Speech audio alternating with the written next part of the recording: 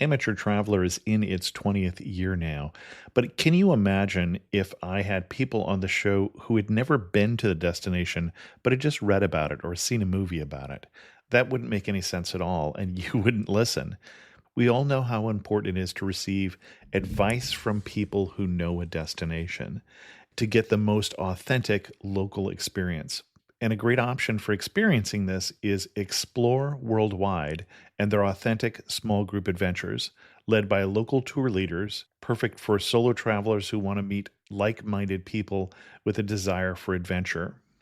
I'm often an independent traveler, but two of my last three trips were with small group tours because they organize everything and it's a lot easier. If you want to recreate the tour I did to Malta, they have a Malta and Gozo Discovery Tour. I'm intrigued by one of their tours called A Taste of Sicily. The company again is Explore Worldwide, and visit exploreworldwide.com to learn more. And thanks to Explore Worldwide for sponsoring this episode of Amateur Traveler. The nights are long, the days are short, and the weather is chilly to downright cold, depending on where you are. It's a good time to slip into a Quince iconic Mongolian cashmere sweaters, which start at only $50. You can treat yourself to everyday luxury at an affordable price with Quince. If you really want to dive into luxury, you can check out their leather handbags, washable silk shirts, and European linen sheet sets. Whatever you're looking for at Quince, all the prices are 50 to 80% less than similar brands, and they do that by partnering directly with top factories and cutting out the middleman. They only work with factories that use safe, ethical, and responsible manufacturing processes. And of course, they use premium fabrics and finishes for that luxury feel in every piece. But you've already heard me rave about my Quince travel pants. Treat yourself this winter without the luxury price tag. Go to quince.com/traveler for 365-day returns plus free shipping on your order. That's QUINCE.com/traveler to get free shipping and 365-day returns. Quince.com/traveler. And thanks to Quince for sponsoring this episode of Amateur Traveler. Got my bags packed, I'm on a roll. I'm heading out there and I'm ready to go. I'm looking real good in my passport photo. Amateur Traveler, episode 148. Today, the Amateur Traveler goes to Tokyo, Japan. Learn some of the history, the culture, the food, and some budget tips for this fascinating destination. Today on the Amateur Traveler. I know that I should be heading home, but maybe not today. Welcome to the Amateur Traveler. I'm your host, Chris Christensen. Before I get into today's story, today's interview, I do have three different news articles for you that I want to call your attention to. One is, for those of you who read the blogging that I do on travel, you may have noticed an article I did a while back on yourtravelbiz.com, or YTB, which is an online travel agency that lets you set up your own agency. And I did a financial analysis of that company and found it to be somewhat wanting, more of a pyramid scheme, and apparently the California Attorney General agrees, as they have just filed suit that it is, quote, a gigantic pyramid scheme. So you might want to check out both that story as well as my analysis. The other two very sad and tragic news stories that we haven't mentioned on the show that happened since the last time I talked about travel. One was this gruesome and horrible murder that happened on Greyhound that you may have heard, where someone who was on a trip from Alberta to Winnipeg, one of the passengers apparently was beheaded and partially eaten, which is just bizarre. In a strange piece of irony, Greyhound had just launched an ad campaign with the line, "There's a reason you've never heard of bus rage." They have, for no surprise, pulled that ad campaign.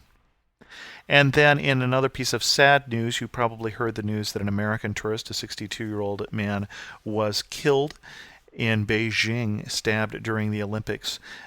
Turns out that Todd Bachman, the father-in-law of the U.S. men's volleyball coach, was actually a man that my father knew and had known him for many years, and was a wonderful man in his estimation. So, very sad news. The odd thing, and the reason why I point this out, though, is that the Chinese are having a hard time dealing with this story, and it just strikes them as bizarre, and so they're many, many conspiracy theories that have arisen around why someone would do this. That it's a separatist, that it was someone who knew the tour guide, that it was an enemy of the Communist Party. I'll put a link to all these bizarre conspiracy theories, as well as several other travel articles, in the show notes at amateurtraveler.com. This show is again sponsored by Budget Rental Car, and you can save $30 off your next weekly car rental or 10% off any rental by going to budget.com/travel. You can find other ways to save money and help the show out by going to amateurtraveler.com/save. I'd like to welcome to the show Honor.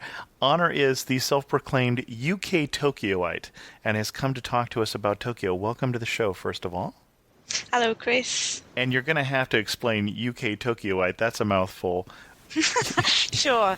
Well, actually, I was born in the UK, lived there till I was 29, and I made the decision to move to Tokyo in 2001. Since then, I've been living here apart from 1 year out in Singapore. And the reason for UK Tokyoite? Well, Tokyoite is the expression for somebody who lives in Tokyo. Mm-hmm. I guess I consider it to be my home now. So I'm the UK Tokyoite. And I love it here. And one of the reasons that we wanted to have Honor on the show is that she does love it there and finds that a lot of travelers are intimidated by Tokyo. So what we'd like to do with this is give us some idea, Honor, why should people think about going to Tokyo? What are they afraid of, first of all, and why should they go? Sure. I think there's a couple of things that really jump out when people talk about it. And one is language. There's a big worry that I don't speak any Japanese. Am I going to be able to cope with it? Can I get around? Are people going to look at me as though I'm some strange person from outer space? That's kind of one of the big things that comes over. And I think particularly with Tokyo, language becomes far less of an issue because, all right, you may not be able to have long conversations with people in English that you run into, but in terms of getting around, if you want to stay at a hotel, you can find plenty of hotels where they speak English. For a tourist, it's not so difficult once you find those access points to English. As well, in terms of travel, most signs now, they're in English. They're also actually in Korean. And of course, really? Japanese has the Chinese characters, so sure. It's Chinese as well. Okay. That's the first point. The biggest comment is it's a concrete jungle, isn't it? It's like, well, no, it's not. It's way more than that. Please come, find out. It's a funny place because Tokyo was basically destroyed twice in the last century. Once the Great Kanto earthquake, and then, of course, after World War II, the whole place was basically rebuilt. So it's not historical in that sense, but there's an awful lot of tradition still here. And if you think of it as just being like this big, concrete, modern city, it misses the point. That there's so much more to it here. It's a mix of old and new and traditional and high-tech, and there's something for everyone. Let's start getting into the specifics then. If I was to come to visit you for, say, a week or 2 weeks, where would you take me? What should somebody see in Tokyo? You do need to see some of the history. And one of the places that is still here, it's still standing, is the Imperial Palace. And of all the generic places that I would take you, that would be the one. Generic meaning that it's the place that tourists usually go. Yes, it's in the guidebooks. This is one of the things you will be told to go and see. And I would still recommend this one because it's slap bang in the middle of the city. So you're surrounded by these skyscrapers, but it's like a mini oasis, if you like, in the middle of the city. It's got gardens surrounding it, Japanese gardens, so you get a feel for that kind of environment.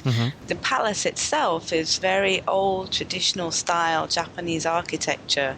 It is step back in time. You look out from the garden to these skyscrapers, and yet you're in this place where you can feel some touch with the past.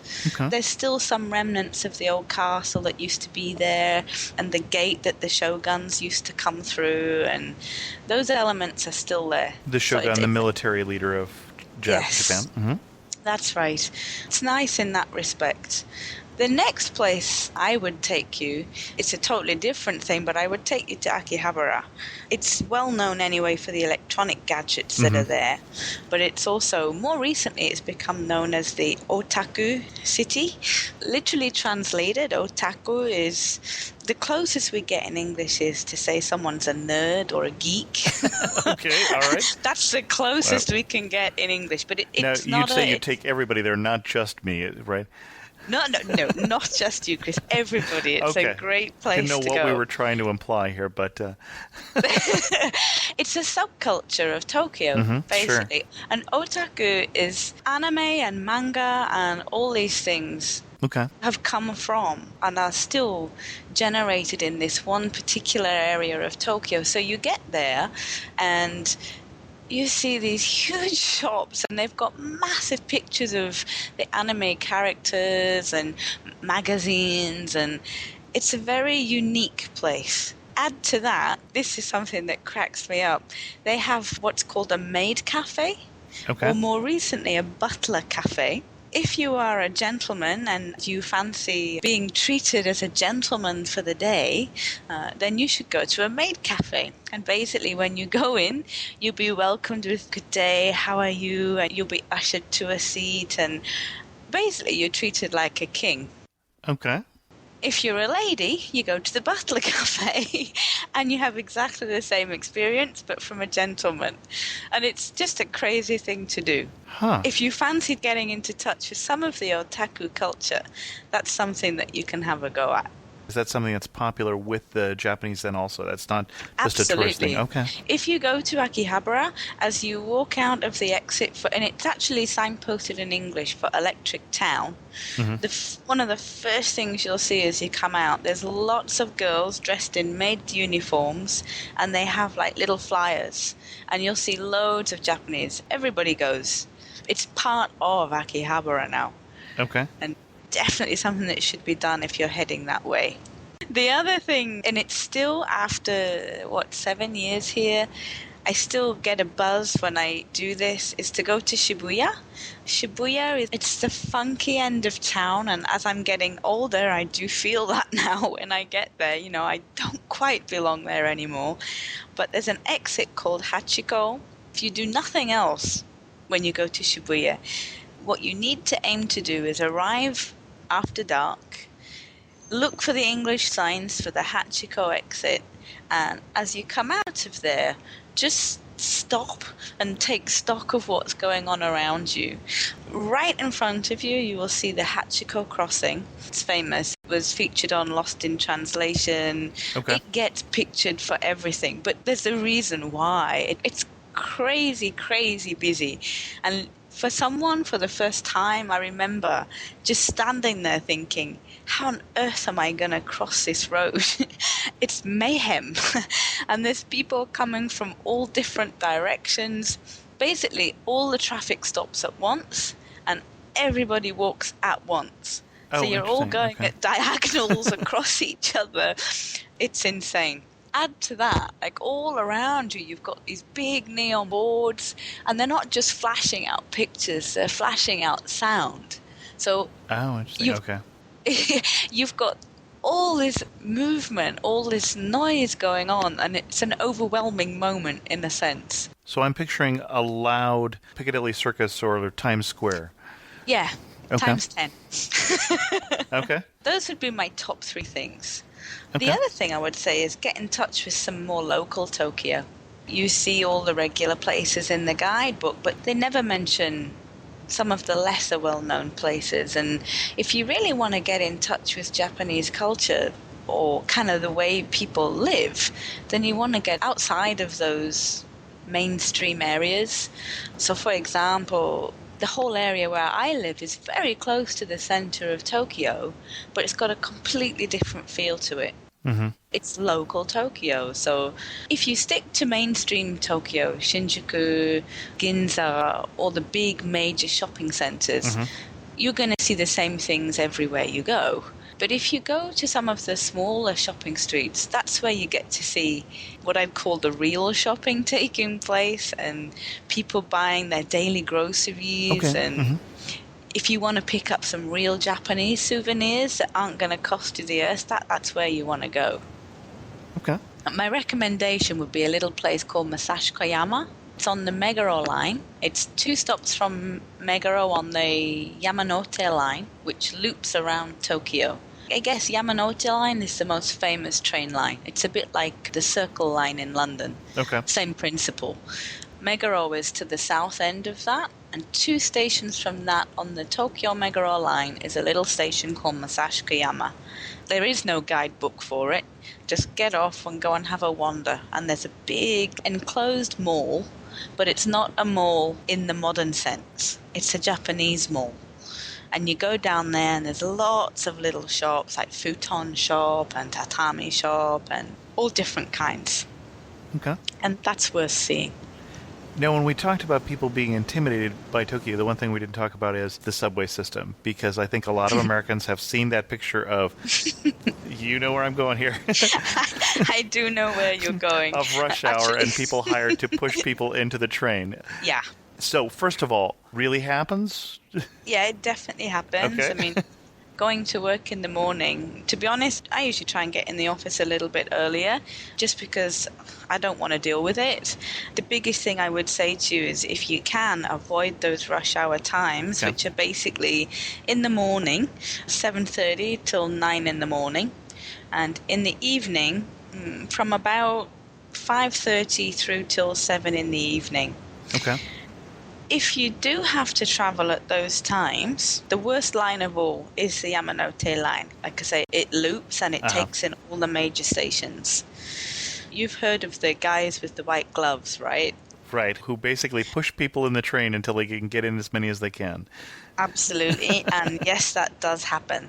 Seriously, if it does happen, don't take it personally. That's their job. Now, as a woman traveling alone, any special, other than just avoiding those things, it's just something you deal with is less personal space? The biggest thing I would say, and something that people find intimidating, is even if it's not rush hour, the trains do get busy. If you're waiting for the train and it pulls up and the doors open and you're looking at this mass of people, and how do you get on? Well, honestly, just turn around and back on. Don't face people. Oh, interesting. Okay. All right. It's the way you move on. Everything in Japan, in that sense, it's a very respectful, polite culture. Okay. So to make eye contact to do that doesn't match. So just turn around and back Interesting. on, and that's Okay. acceptable. That's fine. And that's that. I mean, you'll see lots of people doing that if you just stop and watch, and then you'll feel comfortable with it. The other thing for women, and definitely before I came here, I'd heard stories about, I hate to say it, but if you're a single woman, sometimes women get touched on the trains. Right, that's certainly the fear. Okay. Yeah, you will still hear stories of it. I'm not going to deny it happens. It does happen. But far, far less these days than it used to. Yeah. And it's something that's very, very actively being cracked down on. There are now all-female carriages as well. So I'd heard at these that, rush okay. hour times, if you do need to travel 7:30 till 9 in the morning or 5:30 till about 7 in the evening, usually when you stand on a train platform, each door is marked. There's a symbol on the floor that shows you where each door is, and the women's carriages are marked with a pink symbol. You'll Okay. know which one it is because Got it's got a pink symbol. So if you just wait there, you're guaranteed to be in an all-female carriage during those rush hours. It's not available on all train lines. It's only on certain train lines. Okay. I mean, honestly, I've never had a problem myself. I think it's actually more likely to be, and I hate to say this, it's more likely to be Japanese women that get picked on rather than Western-looking women. Because we are perceived to be more threatening by Japanese men. So it's less likely to happen to you. Okay. I'm not saying it doesn't, but... Interesting. We talked about what the guidebooks recommend and the Imperial Palace being, for instance, something that you would also recommend. What do they recommend that you think, no, you wouldn't spend your time doing that if you only had a week or 2 weeks in Tokyo? For me, Ginza's probably top of that list. Ginza, it's true, is one of the oldest districts. It's one of the richest. Yes, there's some great shopping there. I mean, if you're into shopping, then yeah, maybe you do want to go. Okay. But if you want to see some aspects of Tokyo that are a little different and not just your standard, I'm going to go shopping, I'm going to go to the designer shops, blah, blah, blah, blah, blah, then I would avoid Ginza because, I mean, I can do that anywhere. I can do it in Singapore, I can do it in London. Sure. What's the point coming to Tokyo to do that? In my opinion. Along the same lines, you'll see stuff written about, there's a place called Roppongi Hills, and then there's Midtown. These are big, they're almost mini cities where you have some of the major offices, like Fortune 500 companies. Then you will have some shops, you have some apartments, you usually have a big hotel built into all that. They're very nice. I'm not saying they're not, but again, to me, if you've only got 2 weeks to be in Tokyo, I wouldn't recommend it. Unless you are, I mean, if you're a shopaholic and that's your thing, that's different. Tokyo has the reputation of an expensive city. Any advice for where to stay or where to eat, or? It's true, it can be an expensive city, but there's an awful lot of options here. So if we start with food, the local tradition is a type of place called an izakaya. An izakaya is eating and drinking house, basically. It's the closest thing to a British pub. Okay. But it's not a British pub. That's the closest analogy I can make. Okay. But izakayas, they totally fulfill the expression cheap and cheerful. Again, if you really want to see Japanese people letting their hair down, and izakaya is the place to go. There's an awful lot of business done here. So after work, this is where a group of business guys or business women, or this is where they'll go to chat, to build relationships. It's a real life experience as well. Okay. It's you walk into an izakaya and it's full of just chatter and laughter and people socializing. In terms of cost, I mean, an average night out in an izakaya for us, and I have to say we're not the lightest drinkers in the world. Okay. We usually spend between 3,000 to 4,000 yen per head, which I guess in British money, that works out to what, £40? Okay, so And that'd that's be a about big $80 night out. I then. mean, yeah, Okay. that means we're out from about, I don't know, 7 p.m. and we won't leave till maybe 11:30. Okay. I don't think that's too expensive by So that's Tokyo. dinner and three Yeah. drinks or something along those lines? Yeah, food and drink. Okay. Yeah, it's a great atmosphere. So Okay. it's cheap, but you also get a touch of kind of how the locals are enjoying themselves. Other things food-wise, you'll see like around the train stations lots of small kind of stand-up food places or almost like a stall.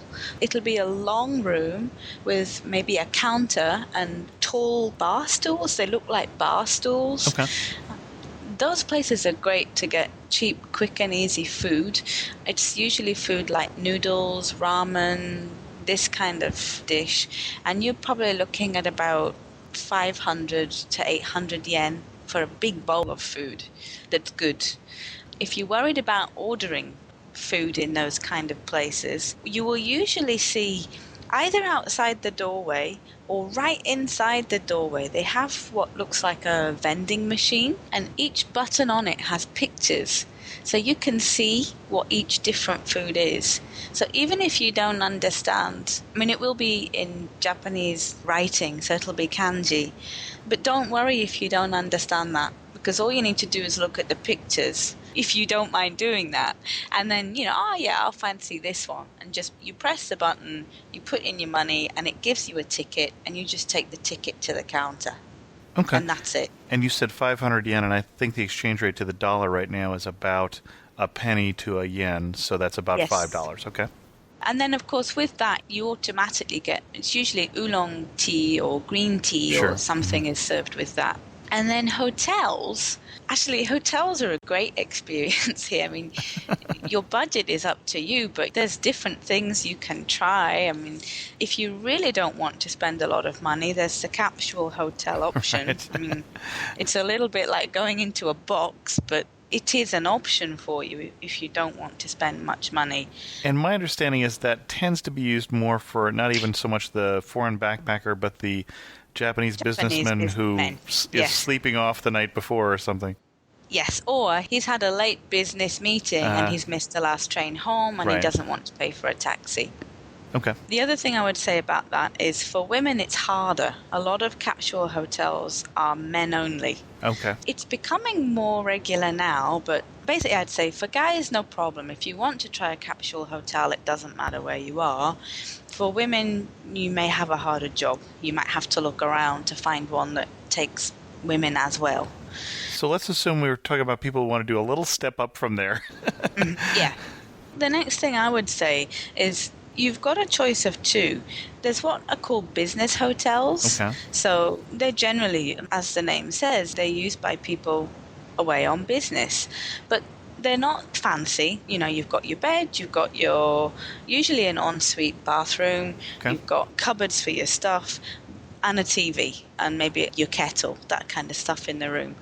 And that's going to cost you in Tokyo on average between 7,000 to 10,000 yen a night. You can pay more, but this you can easily find 7,000 to 10,000 yen per night, particularly in areas like Shinjuku, again, or Shibuya. Those are two areas that are good for finding somewhere that's not too expensive. Okay, so $70 to $100 a night. That's not too bad. Yeah. The other option there's also a type of accommodation called a ryokan, which is a more traditional style Japanese accommodation. Usually older buildings, you usually don't sleep on a bed, you'll sleep on a futon, and they'll be put in the cupboard and you just roll them out in the evening onto, usually it's a tatami floor, so you'll just roll them out onto the floor. That's about so that's the the same rice mat kind. floor. Yeah. Okay. Yeah. That's about the same kind of price as a business hotel. Okay. Actually, they're really nice places to stay. They're a little harder to find in Tokyo simply because of the nature of the city. If you move out of the city just a little bit, then no problem. But right in the center, a ryokan is more difficult to find. And if we did go out of the city, let's just get to that. If you had one favorite side trip from Tokyo, what would it be? Can I only choose one? Can I choose two? Sure, choose two. Okay. Number one would be Hakone. Hakone is about an hour and a half away from Tokyo on the trains. It's easy to navigate to. Basically, from Shinagawa, you can take the Shinkansen and change. Hakone is right by Mount Fuji. Okay.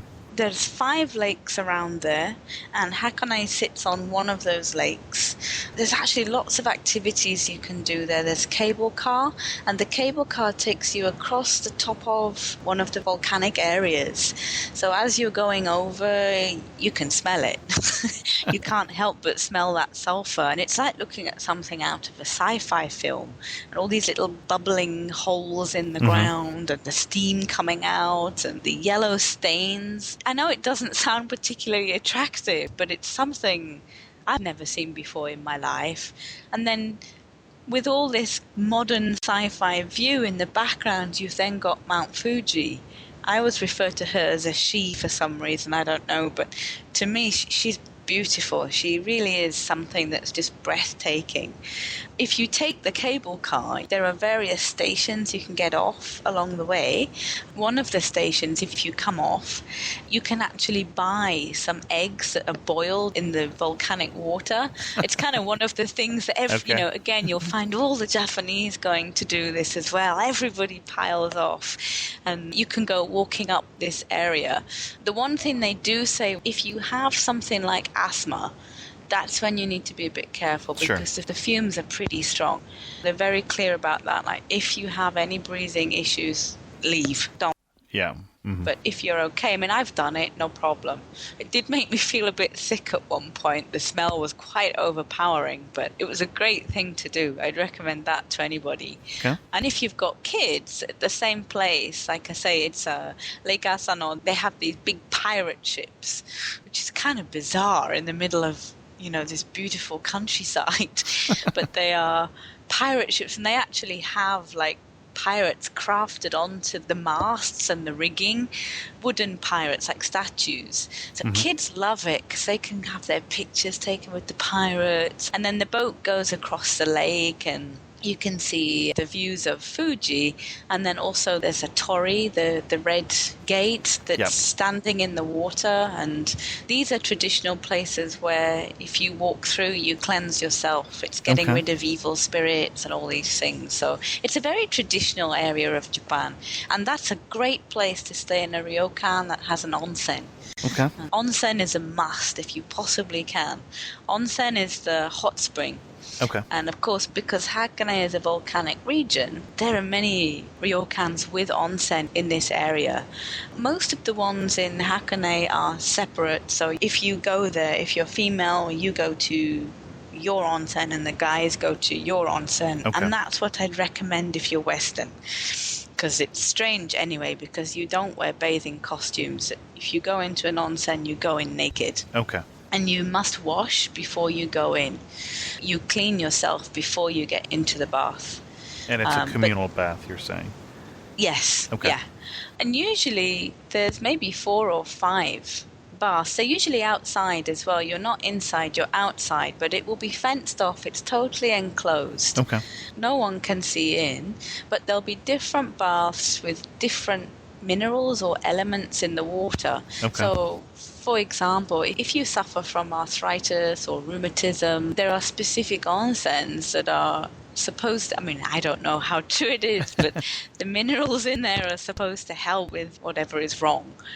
But it's a great experience just in itself. In fact, there's one very famous onsen in Hakone, which has about 40 different baths. There's a green tea bath, and in that one you are actually allowed to go, I believe, with costume, because it's for kids to go. Everybody mixes together for that one, because it's kind of an adventure onsen, if you like. And then you had a second side trip? Yeah, my second side trip would be to a place called, well, it's Yokohama, but the actual location is Sakuragicho. It's only a half-hour ride on the Toyoko line. You catch that from Shibuya Station, again on the Yamanote line. It's a half-hour train ride from Tokyo. This is the port town. This is the major port city that where a lot of the kind of the Portuguese business was happening back in time. So Sakuragicho and Yokohama, it has more of a cosmopolitan feel to it in a sense than Tokyo. Even though Tokyo is like the big business capital, Sakuragicho it's more chilled out and laid back. And there's a place called the Landscape Tower there. It used to have the fastest lift in the world. I don't think it is anymore, but you go up to the 59th floor, I think. I can't remember which floor it is, but basically it takes you about 3 seconds to get up there, and you get some great views out over the bay. You can actually look down right over where the Shinkansens come in, so there's some great views from up there. And just to walk round, it's a place with a little bit more space. If you want to get away from it a little bit, but still be in a city environment, that's the place I would go. And I really enjoy going down there. As we start to wind this down, the biggest surprise you found moving to Japan, moving to Tokyo? The closeness of all the buildings. Okay. And the crowds. Okay. Until I got used to it. Let's see, Japan has the population of half the United States in the area of California. So that's about 5 times the density of people that we have here, and there's a lot of people in this state, so yeah, I can imagine. Interesting. Yeah. One warning you would give? Medicine. Okay. If you have any specific medication that you regularly take, make sure you bring enough with you so that if anything goes wrong, or maybe you need to stay a couple of extra days or something, you have enough to get you through that period of time. Because even basic meds like paracetamol, I can't buy that here. You can get Bufferin here, and I think you can now get Tylenol, but any special medications, you're going to have trouble because the licensing laws are different here. The only 2 things I would add to that, and I don't know if we've talked about them on the show, is 1, never pack prescription medication in your checked bag. Always take that in your carry-on. And 2 is always know the generic for anything you may be taking, not the brand name. And that's if you go overseas anywhere. That isn't just something for Japan to know. Yeah, Okay. I very much agree with that. What do you wish you had known before you went to Japan? More of the language. Okay. Honestly, I Sure. wish I'd taken more time just to learn some basic phrases. I came in a bit of a whirlwind. Various things happened in my life, so I made the decision and I came. I wish I'd taken just a couple of weeks just to learn very, very simple. Sumimasen is an expression which will achieve so many things here. Sumimasen says I'm sorry, it says excuse me, it calls for help, it serves many different purposes. Okay. The other one I would say is daijoubu, and I used to remember it by the expression deja vu. So daijoubu, and it means that's okay, no problem, no worries. Okay. It's that kind of expression. So I wish I'd just learned not much, but it gets you so much further here. If you can just speak some very basic, just a couple of words, they'll love it, Okay. and they'll love you for it. The best day you've had in Tokyo? That is a very good question. Actually, I think that would have to be... Oh, I'm dicing between two.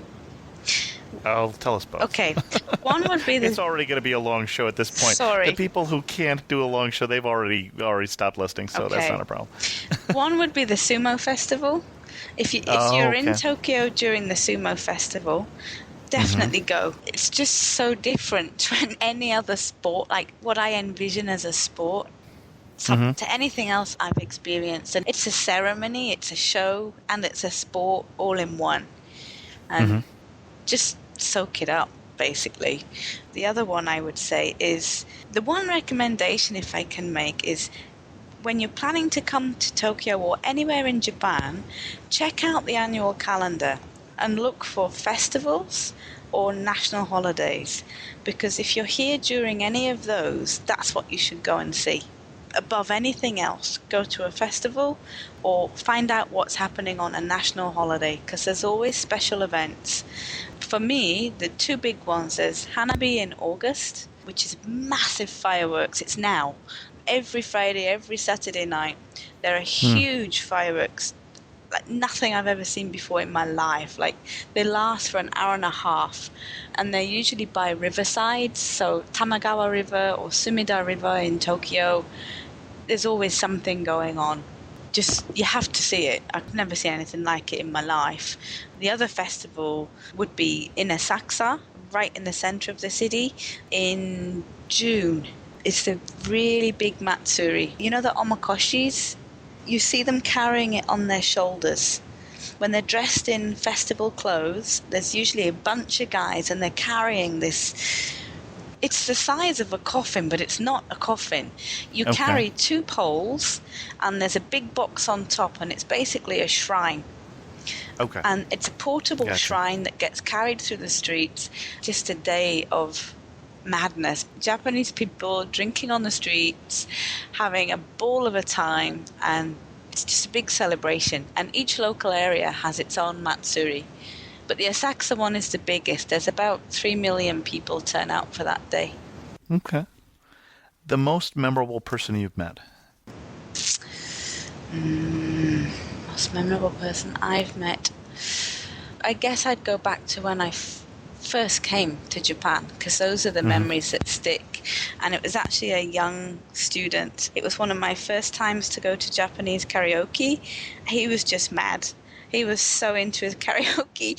And you go into this booth, everybody takes their turn at singing. It's fun, it's great fun anyway. But this guy was literally bouncing around the room. I have a picture of him in midair. And he had bright orange hair, and he was the typical young Japanese man, you know, before he becomes a salaryman, before he gets tied down. And he was just bouncing off the walls. I'll never forget him. He was great. And as we wrap this up, the hardest challenge of all, if you had to summarize Tokyo in 3 words, what 3 words would you use? Adventure, high-tech, traditional. Oh, interesting. Okay. And if they're interested in knowing more about Tokyo, including at least one tip that Honor had for me that we edited out to keep this work safe, where should they go to learn more about your experiences and your adventures in Tokyo? Sure. I've actually put together a website specifically for that purpose. I want people who are thinking of coming to Tokyo to be able to kind of find things a little bit more easily and hopefully find it from someone who's here that can help out. So my website is tokyotopia.com. That's www.tokyotopia, tokyotopia.com.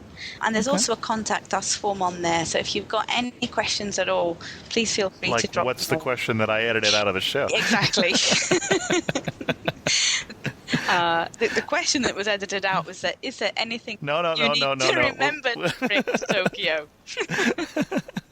And if you want to know the answer to that, just email at me and I'll send you. All right. Honor, thank you so much for coming on the show and talking to us about your adopted home there in Tokyo. Thank you, Chris. I really appreciate it. This show has gone a little longer than normal, so we will be skipping both the Internet Resource section as well as the Community News section. The other thing is you may be able to tell is I've gotten a cold by the time I'm recording this, so I need to just finish up this show and take a nap. If you have any questions and would like to contact me, just send an email to host@amateurtraveler.com or leave a comment on the website, amateurtraveler.com. As always, thanks so much for listening.